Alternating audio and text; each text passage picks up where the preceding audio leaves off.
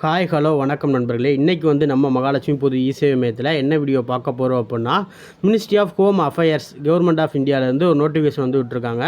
என்ன நோட்டிஃபிகேஷன் அப்படின்னு பார்த்தோம் அப்படின்னா, பார்டர் செக்யூரிட்டி அப்படிங்கிற ஒரு நோட்டிஃபிகேஷன் வந்து விட்டுருக்காங்க. அந்த நோட்டிஃபிகேஷனை பற்றி ஒரு ஃபுல் கிளாரிஃபிகேஷன் தான் பார்க்க போகிறோம். வீடியோக்குள்ளே போகிறதுக்கு முன்னாடி இந்த எக்ஸாமுக்கு உங்களுக்கு ஆன்லைன் மூலமாக அப்ளை பண்ணணும் அப்படின்னா கீழே என்னோட வாட்ஸ்அப்புக்கான லிங்க் இருக்குது.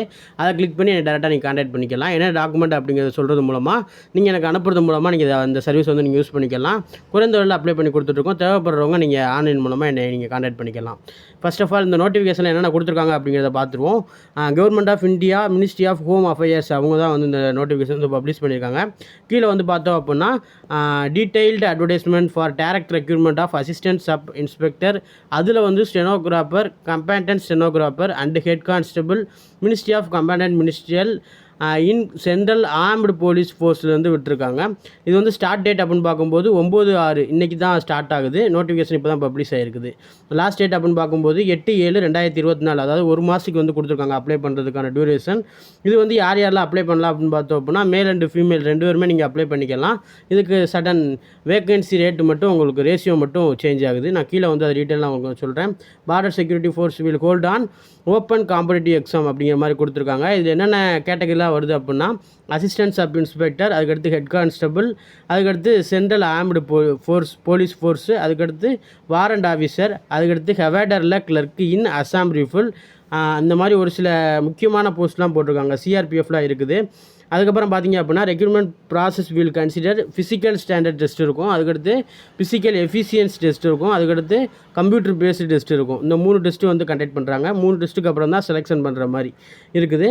பார்த்தோம் அப்படின்னா கீழே அஃபிஷியல் லிங்க் வந்து கொடுத்துருக்காங்க. யூஆர்எலுக்கான அஃபிஷியல் லிங்க் வந்து கொடுத்துருக்காங்க. அதை கிளிக் பண்ணுறது மூலமாக நீங்கள் அப்ளை பண்ணிக்கலாம். இதுக்கான அஃபிஷியல் நோட்டிஃபிகேஷன் வந்து நான் கீழே டிஸ்கிரிப்ஷன் வந்து கொடுக்குறேன். அதை கிளிக் பண்ணி டேரெக்டாக நீங்கள் வாட்சி பார்த்துக்கோங்க. Skill test will be conducted வந்து ஸ்கில் டெஸ்ட் வந்து இங்கிலீஷ்லேயும் ஹிந்தி 2 மட்டும்தான் அலௌடு ஒன்லி அப்படிங்கிற மாதிரி கொடுத்துருக்காங்க. வேகன்சி அப்படின்னு பார்க்கும்போது ஆல் இந்தியா பேசிஸில் வந்து இது வந்து விட்டுருக்காங்க. தனித்தனியாக ஒவ்வொரு ஸ்டேட்டுக்குமே தனித்தனி வேகன்சி வந்து கொடுத்துருக்காங்க. இதில் வந்து பே ஸ்கேல் அப்படின்னு பார்க்கும்போது அசிஸ்டன்ட் சப் இன்ஸ்பெக்டரில் வந்து அதில் ஸ்டெனோகிராஃபர், அதுக்கப்புறம் கம்பேட்டன்ட் ஸ்டெனோகிராஃபர், அதுக்கடுத்து வாரண்ட் ஆஃபீஸர், இந்த இதெல்லாமே வந்து பே லெவல் 5 வருது. பே மேட்ரிக்ஸ் வந்து பார்த்தோம் அப்படின்னா 29,200 92,300 வரைக்கும் போட்டிருக்காங்க. ஹெட் கான்ஸ்டபிளில் வந்து பார்த்தோம் அப்படின்னா ministerial and combatant ministerial and கவேடர் கிளர்க்கு போஸ்ட்டு வந்து 5, பே லெவல் வந்து 4 வந்து கொடுத்துருக்காங்க. அது வந்து 25,500 81,100 வரைக்கும் இருக்குது. இது வந்து வேக்கன்சி பார்த்தோம் அப்படின்னா ஒவ்வொரு போஸ்ட்டுக்கும் ஜெண்டர் வைஸாக கேட்டகரி வைஸாக கொடுத்துருக்காங்க. பிஎஸ்எஃப் பார்த்திங்க அப்படின்னா மேல் அண்ட் ஃபீமேல் ஜென்ரல் வந்து 2 கொடுத்துருக்காங்க, இடபிள்யூஎஸ் வந்து 2 கொடுத்துருக்காங்க, எஸ்சி வந்து 2, எஸ்டி வந்து 11 கொடுத்துருக்காங்க. மொத்தம் டோட்டல் வந்து 17 வேகன்சி வந்து கொடுத்துருக்காங்க. இந்த மாதிரி சிஆர்பிஎஃப்பில் வந்து மேல் அண்ட் ஃபீமேல் 2மே உண்டு. 8 வந்து யூஆர்எல் ஜென்ரல் கேட்டகரி, இடபிள்யூஎஸ் வந்து 2 கொடுத்துருக்காங்க, ஓபிசி வந்து 6 கொடுத்துருக்காங்க, எஸ்சி எஸ்டி வந்து எஸ்சிக்கு வந்து 3 கொடுத்துருக்காங்க, எஸ்டிக்கு வந்து 2 கொடுத்துருக்காங்க. மொத்தம் 21 வேகன்சி வந்து கொடுத்துருக்காங்க. இந்த மாதிரி தனித்தனியாக கொடுத்துருக்காங்க. ஃபுல்லாக நீங்கள் வாட்சி பார்த்துக்கோங்க. அதுக்கடுத்து ஹெட் கான்ஸ்டபிளில் மினிஸ்ட்ரியல் அண்ட் வந்து கவேடர் கிளர்க்குக்கும் அந்த மாதிரி கொடுத்துருக்காங்க. நிறையா வேகன்சி வந்து கொடுத்துருக்காங்க. ஆனால் இந்தியா லெவலில் பார்க்கும்போது வேகன்சி வந்து கம்மி தான். 10% வேகன்சி எக்ஸ் சர்வீஸ் மேனுக்கு வந்து ஒதுக்கியிருக்காங்க. அதுக்கப்புறம் கேண்டிடேட் செலக்டட் அப்பாயின்மெண்ட்னு போட்டு இந்தியாவுக்குள்ளே தான் வந்து அப்பாயின்மெண்ட் ஆகிற மாதிரி இருக்கும். Reservation and suitability of post அப்படிங்கிற மாதிரி கொடுத்து ரிசர்வேஷனில் வந்து எஸ்சி எஸ்டி, அதுக்கப்புறம் ஓபிசி, எக்கனாமிக்கலி வீக்கர் செக்ஷனு, அதுக்கப்புறம் எக்ஸ் சர்வீஸ் மேன் 4 கேட்டகரியாக வந்து அவங்க பிரிச்சிருக்காங்க. ஓபிசிக்கு வந்து ஏஜ் ரிலாக்ஸேஷன் இருக்குது. ஏஜ் வந்து நம்ம பார்த்துருவோம், எந்த ஏஜ்லேருந்து எந்த ஏஜ் வரைக்கும் நம்ம இது எக்ஸாம் வந்து அப்ளை பண்ணலாம் அப்படிங்கிற மாதிரி. ஏஜ் லிமிட் அப்படின்னு பார்க்கும்போது 1/8/2024 கணக்குப்படி 18 வயசுலேருந்து 25 வயசுக்குள்ளே இருக்கணும் அப்படிங்கிற மாதிரி மென்ஷன் பண்ணியிருக்காங்க. எஸ்சி எஸ்டிக்கு வந்து 5 வருஷம் வந்து ஏஜ் ரிலாக்ஸேஷன் கொடுத்துருக்காங்க. ஓபிசிக்கு வந்து 3 வருஷம் வந்து ஏஜ் ரிலாக்ஸேஷன் கொடுத்துருக்காங்க. எக்ஸ் சர்வீஸ் மேனுக்கு வந்து 3 வருஷம் கொடுத்துருக்காங்க. சென்ட்ரல் கவர்மெண்ட் சர்வெண்ட்டுக்கு வந்து 3 இயர் வந்து கொடுத்துருக்காங்க. அதுக்கடுத்து விடோ, அதுக்கப்புறம் டைவர்ஸ்டு உமன், அதுக்கடுத்து உமன் டியூட்டிகளில் செப்பரேட்டாக இருக்கிறவங்க, இவங்களுக்கு வந்து பார்த்தோம் அப்படின்னா ஏஜ் வந்து 35 வயசுலேருந்து 40 வயசுக்குள்ளே இருக்கிறவங்க அப்ளை பண்ணிக்கலாம் அப்படிங்கிற மாதிரி கொடுத்துருக்காங்க. சில்ட்ரன் அண்ட் டிபெண்டட் விக்டம் ஹில்டு அப்படிங்கிறது அந்த கேட்டகரியில் வர்றவங்க, குஜராத்தில் ஒரு இன்சிடெண்ட்டில் நடந்ததில் இருந்தவங்களுக்கு 5 இயர்ஸ் வந்து கொடுத்துருக்காங்க. சில்ட்ரன் அண்ட் டிபெண்டட் விக்டம் வந்து 8 இயர்ஸ் வந்து கொடுத்துருக்காங்க.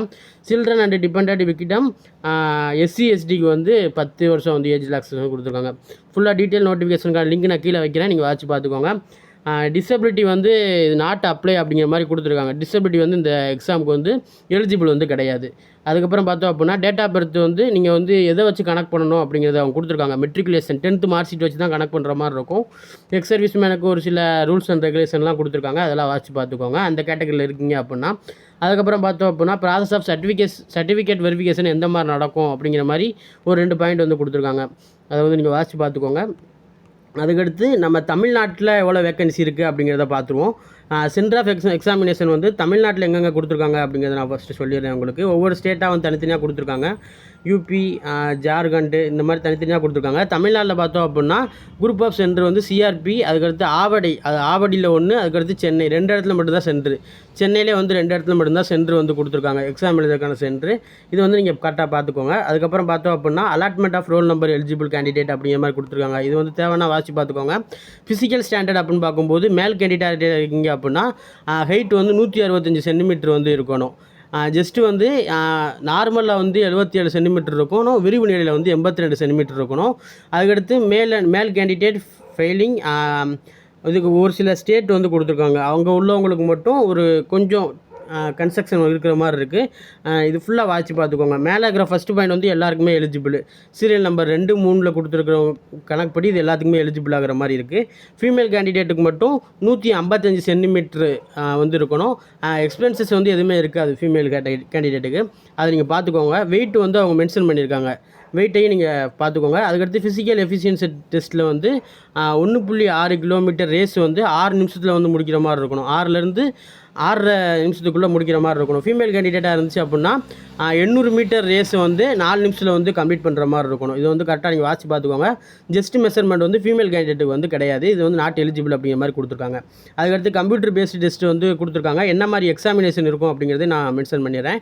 ஹிந்தி, இங்கிலீஷ் வந்து அவங்க ரீஜனல் லாங்குவேஜில் நீங்கள் ஆப்ஷனல் இங்கிலீஷ் எடுத்துக்கலாம், ஹிந்தி எடுத்துக்கலாம். அது வந்து 20 மார்க் இருக்கும். அதுக்கப்புறம் ஜென்ரல் இன்டெலிஜென்ஸில் வந்து ஒரு 20 மார்க்கு. அதுக்கடுத்து நியூமரிக்கல் ஆப்டிடியூடில் வந்து ஒரு 20 மார்க்கு. கிளியரிக்கல் ஆப்டிடியூடில் வந்து ஒரு 20 மார்க்கு. அதுக்கப்புறம் கம்ப்யூட்டர் நாலேஜில் வந்து ஒரு 20 மார்க். மொத்தம் வந்து 5 இதுக்குமே சேர்த்து 1 ஹவரும் 40 நிமிஷம் வந்து கண்டக்ட் பண்ணுறாங்க. மொத்தம் 100 கொஸ்டின் வந்து கண்டக்ட் பண்ணுறாங்க. இதான் வந்து ஃபஸ்ட்டு எக்ஸாமினேஷனாக இருக்கும். கம்ப்யூட்டர் பேஸ்டு சிபிடி எக்ஸாம் அப்படிங்கிறத கொடுத்துருக்காங்க. இதை ஃபுல்லாக வாட்சி பார்த்துக்கோங்க. அதுக்கப்புறம் இது எப்படிலாம் அப்ளை பண்ணணும் அப்படிங்கிறதும் கொடுத்துருக்காங்க. இதுக்கு தனியாக ஒரு வீடியோ வேணும் அப்படின்னா கமெண்டில் எனக்கு மென்ஷன் பண்ணுங்கள். இதுக்கான தனியாக ஒரு வீடியோ நான் மேக் பண்ணி நான் போடுறேன். ஆல் நோட்டிஃபிகேஷன் நான் கவர் பண்ணிட்டேன்னு நினைக்கிறேன். இதில் வந்து என்னென்ன ப்ரூஃப் எல்லாம் தேவைப்படும் அப்படிங்கிற மாதிரி கொடுத்துருப்பாங்க. அட்மிஷன் ஆஃப் த டெஸ்ட்டில் வந்து என்னென்ன ப்ரூஃப்லாம் கொண்டு போகணும் அப்படிங்கிற மாதிரிலாம் மென்ஷன் பண்ணியிருப்பாங்க. தேவைப்படுறவங்க ஃபுல்லாக வாட்சி பார்த்துக்கோங்க. இந்த ஒரு வீடியோ உங்களுக்கு பிடிச்சிருக்கும்னு நினைக்கிறேன். பிடிச்சிருந்துச்சி அப்படின்னா நம்ம சேனலை சப்ஸ்கிரைப் பண்ணி உங்கள் சப்போர்ட்டை வந்து கொடுங்க.